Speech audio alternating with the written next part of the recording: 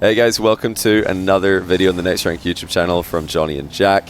Today we're going to be looking at Karmine Corp, and we're going to be looking specifically at Karmine Corp against Shopify Rebellion, the grand final of the Kickoff LAN. This is a new LAN that RLCS is doing this year, where EU and NA are the only regions present. They're playing for a major spot, or they're actually playing for a spot at every event throughout the season. Yep. So a lot on the line here for teams not just on the pitch. Atto Vatira picking up Juicy for this season. A lot of people have been wondering, will they still be as dominant? Will they still be winning in Europe and indeed the world? And Shopify looking as impressive as they did in NA. You know, everything to play for. Could this be the end of the Vatira winning streak against First Killer on LAN and Grand Finals, and just on LAN in general? Vatira's had a crazy win streak against FK and FK teams. But game one, we're jumping in game one of the Grand Final, 1-0 for Shopify. Your expectations, you watched this live, Jack. What were you thinking? Did you think SR were going to get it done, or was it just going to be another KC win? I was fully back in the KC boys. Now, I was a big KC fan for this match in particular, because obviously it has implications on the LAN spots for Europe for the rest of the season. So all European players that are competing in RCS were extremely hoping for a KC win here, and that's what we got. I was genuinely confident in that. I just thought that KC, they're still KC. Like, even if you bring in a different player, and it's not even like Juicy played incredibly all weekend. Like, he's a very different player to Jolly, but I don't think, I know it's gonna sound crazy, like in ones and twos he's always been so good. Like, even for the last season when he was playing or when his team wasn't performing great. And honestly, his individual level is through the roof. So really, it's not a crazy downgrade. That's genuinely what my take on this current team and how they're playing is, because they didn't look really a step below than their usual selves last season, in my opinion. Anyway, so yeah, I was fully back in the KC win here. I was extremely confident in it, and yeah, we'll get into why, I guess, because this game was close, and we'll see this. But coming to the end of this game, we'll start to talk about our thoughts going into the next game, and obviously we know what happened now, but I'll let you know what I think when we get around to it in the moment, because I remember what I was thinking in the moment. But yeah, I was very impressed with KC. Similar style to usual, Johnny. They always like playing, in my opinion, they like playing quite close to each other and going for these kind of low 50 types of plays. I want people to kind of take note, especially, I hope it happens in these first couple of games. I know it happens so much over the weekend, but I presume it'll happen in these couple of games. Take note of the insane, when they're in front of their opponent's net, they like leaving the ball from their second man to the third man on awkward close touches from their opponents. Now, that sounds like a very bad explanation, but if I see one, I'll let you guys know. So say it again for people in the back. So they leave it with their second man for the third man. So let's say over the course of their offense, they're very good at getting their opponent's boxed in. They're just good at making the correct decisions on the ball, making threatening plays. Once they have all their opponents boxed into kind of this area, just either on the backboard or on the goal, low boost, and the ball's kind of moving slowly, they start going for these like low 50s from air dribble plays. And if it goes into a low 50 from the first man on the ball, their second man can usually take a shot. If the opponent gets the next touch and they're like sideways to the ball's moving slowly, the opponent's moving slowly, they can't get much power on the ball. Their second man does this like weird thing that they just kind of drive across. It makes the guy on the ball getting a touch from the opponent's point of view thinking they're going to get a 50 to that guy. It just goes back to the KC's third man for a free shot every time. We'll see if we can like kind of see it in action in this game or the next game. But basically, I know it sounds like a very simple concept of leaving the ball for your teammate behind you. Like, you see it all the time. But to do that on a high pressure situation in the moment, you have to have your third man extremely close, and it's not easy to pull off. And I hope we see it, because it's one of the small parts of KC's game where they might not have even talked about it, but it's definitely present and happens a lot in their style. But yeah, they like being close to each other and going for these 50s. We see another one there, and it's going to happen time and time again from air dribbles, going low last second, and then the other guy supporting the player on the ball comes in to take over with speed. I really like it. And it's going to contrast what we had in our last video. So if you missed our last video, we did do a breakdown of Shopify and how they were able to win the North American regional the day before this and how they were able to beat Space Station Gaming. Yeah. And also how similar it is to Jack's Team Dignitas last season, because the coach is the same coach, so no surprise there. But yeah, they're all about, Shopify are all about spreading out and trying to arrive into the final third with speed. Whereas you'll see a lot of times KC will just stop moving. They'll just like almost park right at the edge of the box. That is a really good save, as they almost get caught out there, KC, by first killer ceiling double. But yeah, they're very good at it. It's a much harder style to replicate if you guys are trying to take this into your own ranked games. It's way harder, and you need a lot more active comms to make this work. The KC style of like just getting into the final third, having a presence, it puts a lot more pressure on the enemy team. They see you right there, and they're going to feel like pressure on every touch they make, because they know, okay, any bad touch, there's an opponent literally right in front of me, and they're going to be following each other up so quickly, like we see in this instance here. So there's your example. Well, there's it's kind of an example what you're talking about. Yeah, a little bit of an example. I mean, this isn't exactly what I mean, but it's almost like a very similar situation. And it's still the same outcome. They get a 50 back. The ball ends up for the third man from a very like close second man on the first man play, and it ends up in being a free shot. And they're honestly, half their goals are from this, it seems. And it realistically, it's easier said than done, because what makes this extremely threatening is Vatira's great touch to himself, nice setup, and then he takes it round one, gets this awkward touch back, and then Juicy gets an insane 50. To the side that Shopify aren't covering. It looks like a simple goal. It looks like a simple kind of shot in the end, but the lead up to that goal, even if it didn't look like the flashiest kind of thing, definitely not easy to do. But these styles that these teams have, like you said, are polar opposites.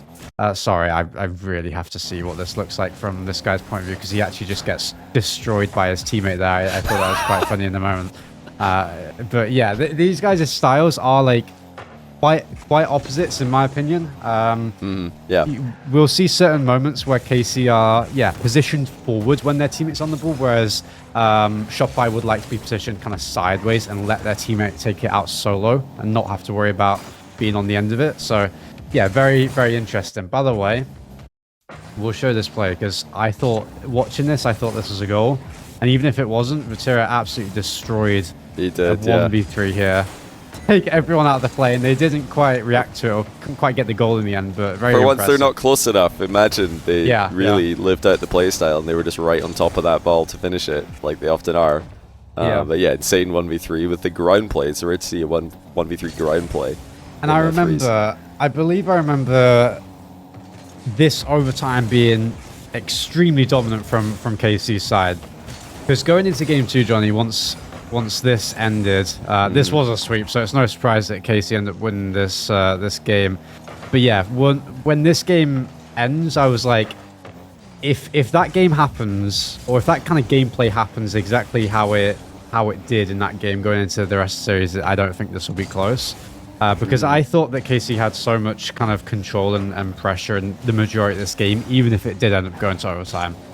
And I don't know, watching it back in the replay, I did think maybe I was over kind of estimating the control that they had. But I still feel confident watching this that KC looked like the better team most of the time. I mean, I say it was dominant. I'm completely wrong. Juicy had to make a crazy save there. That's a great save, yeah. Yeah, that was insane. Juicy had like 4 of those in this one series, by the way.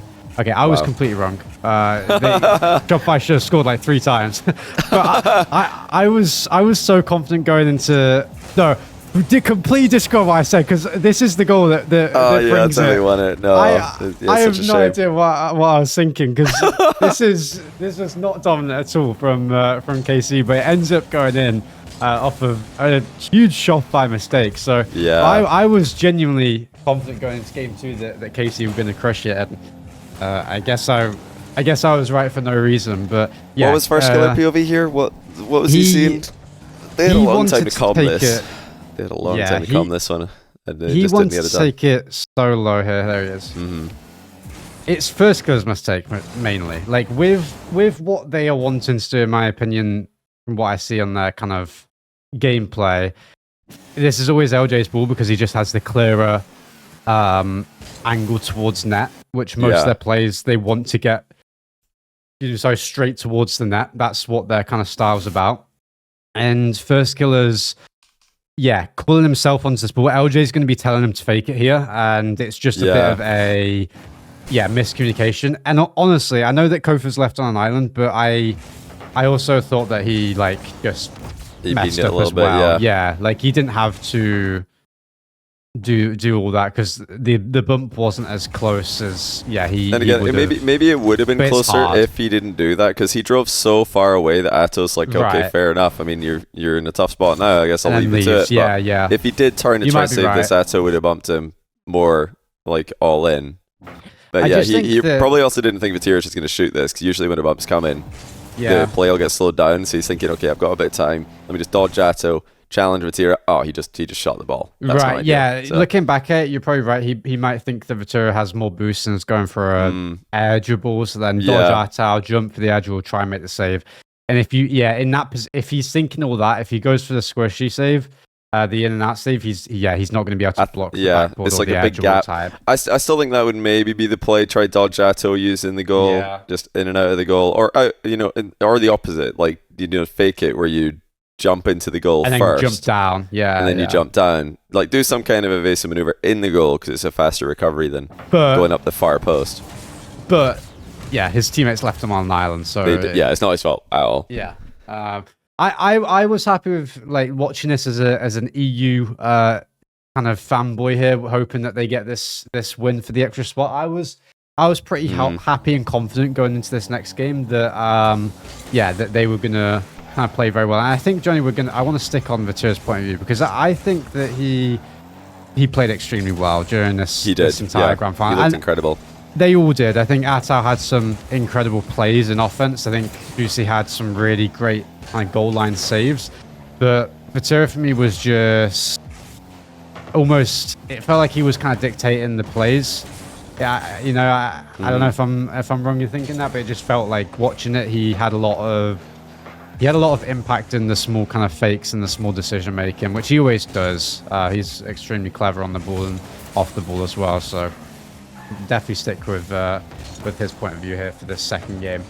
Yeah, when it comes to grand finals, he's the winningest player in RLCS LAN history. It doesn't come to doesn't feature any World Championship finals. He hasn't made one, but ever since his first ever grand final in RLCS on LAN, which was LA. And he lost in Game 6 of a bracket reset crazy series against G2. He's won every grand final he's been in since then. He's won 4 grand finals. On LAN, On LAN, 3 majors, and now this one. So he's the guy to watch in the grand finals. He just really, really performs extremely well. But all weekend he performed well. I know, listen, guys, you're all going to be memeing about me putting him high in the all-time list, and we're trying to make all videos about Vatira, but it's hard not to make videos about Vatira. He keeps winning, and he keeps dominating, and we're trying to on this channel look at what the winning teams are doing, what the winning players are doing. But as for Vatira and Ato as well, I think Ato is also great. Obviously Juicy played a great tournament, but the core of KC hasn't changed for the last 2 seasons. They've gone from Rise to Drally, and now they've got Juicy, but the core of Vatira and Ato has remained the same. And I think that's really helping them just start every season really, really strong. Ever since the season with Rise, which did they get all 3 regionals on the way to? They won all 3 regionals. Company? Yeah. They did, yeah. So from the start, this core of Vatira Ato has just been really, really strong. Yeah, and I think that Vatira doesn't. This is he very rarely makes a mistake like that, right? Where his opponents will, and it's not just first kill. Any opponent in a grand final will have 1 or 2 of those kind of mistakes that leads to a goal. Whereas Vatira's decision making is extremely solid in defense. That doesn't happen, and really those 1 or 2 goals, the missed touch to the corner for an open net, that is really kind of difference maker. That you take a game or you take a lead in the game. Because realistically, if they hold that lead, Shopify, they end up winning the game from it. It's 1-1. Going down 2 in a series, that's extremely hard to come back from a lot of the time. I think, this is a crazy goal. I'll watch this in full because we obviously skipped around a bit there. But Atal goes to the ceiling. He gets a touch past the floating challenger, and then he gets over the dunk on the backboard. I actually remember now that I say all that. I remember if you look at Vatira, he forces Kofa high. So that allows kind of Atal a little more freedom there because he's getting bumped on the backboard. It means he can't challenge him as easily, and it gives him a lot of time to do what he wants Atal there. So also a good bump by Vatira. Even if he didn't connect on it, it just puts the backboard guy off. And that's what KC are very good at doing. They understand when their teammate is not going to need anyone else in the play, right? And then they leave and go for those bumps, right? So it's not just fully playing for the 50s like we kind of spoke about earlier.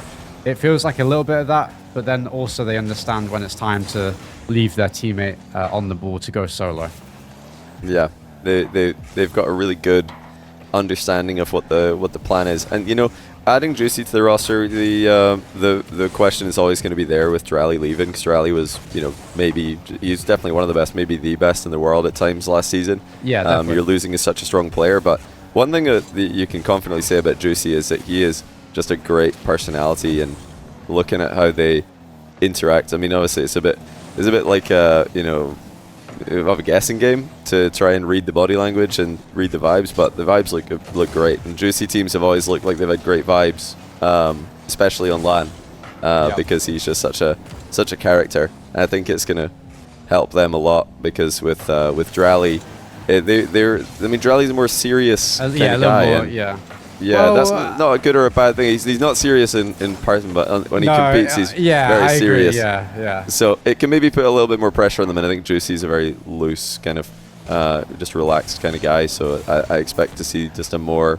I think he'll probably like maybe take a little off the ceiling, but raise the floor is what I would say for this team. Yeah, I don't know. I mean, I don't think they're getting reverse swept by TM. That's what I'll say. Right, they got reverse swept by Twisted. That was their floor. I don't think that happens with this version of the team. I don't think they get reverse swept. You think TM actually no, TM are actually very good now. Well, Twisted Minds, last year's TM. Twisted Minds team. Last year's TM, yeah. Well, I would never have predicted it would happen with that team. Would you have, like, at the start Absolutely of the season? not, no. But that's what I mean. Like, yeah, I know, but I don't think. I don't know. I don't know if they're.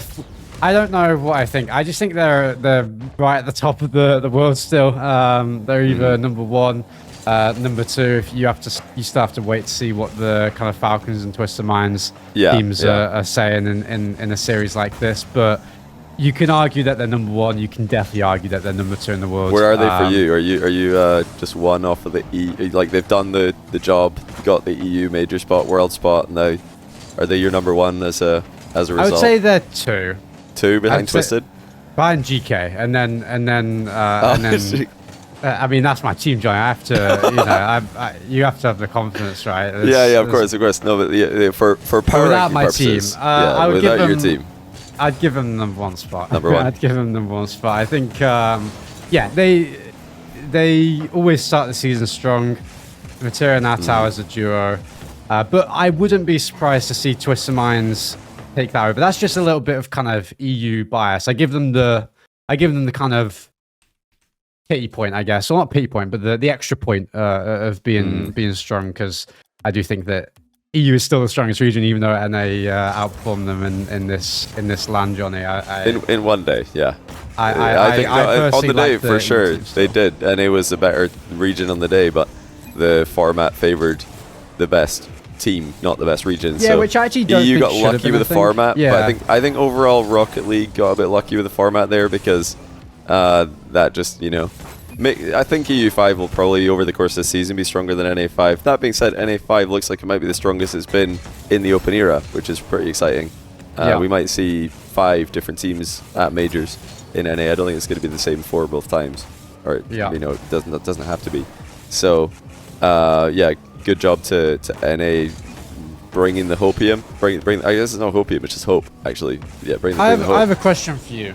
Based off of KC's kind of style so far, from what you've seen and maybe in this video as well, do you think that Juicy and Drally play a drastically different style in the KC team last season and this season, or have you not seen enough to be able to say that?